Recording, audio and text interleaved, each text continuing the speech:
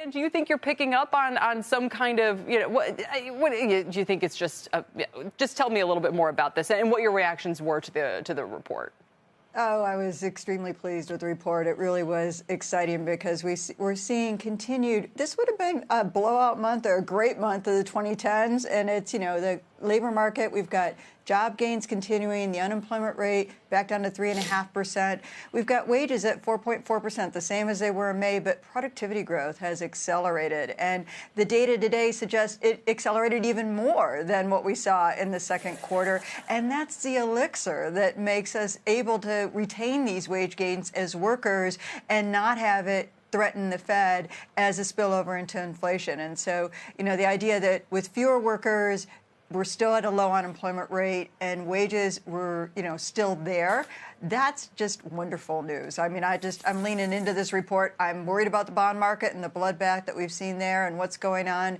But for the moment, I'm going to take this win. Who spoils? Can I be the Goldilocks spoiler, Steve, and point out some of the things that we could be more alarmed about, right? Payroll revisions looking lower. What are some of the other things? Is temp jobs? That's still been an issue now for quite some time. Just the general deceleration that we're seeing in hiring. I was trying to look at and that weekly kind of hours, aggregate, that's slowing. A couple of things. I'll get to those individual things in a second, but I was trying to look at the history of these things. Is there a situation where payrolls decline and stop declining? There have been some situations like that. Middle of 85 was a situation like that. Middle of 95 was a situation like that. So soft landings for the job market are not the rule, but they can happen, and they have happened in the past. And you just identified the weaknesses of the report. Temporary help is a leading indicator, down by 22,000. Leisure and hospitality, interestingly, has leveled off. It has been a huge source of job gains for the past several months, and now it's down to like 10,000 or so.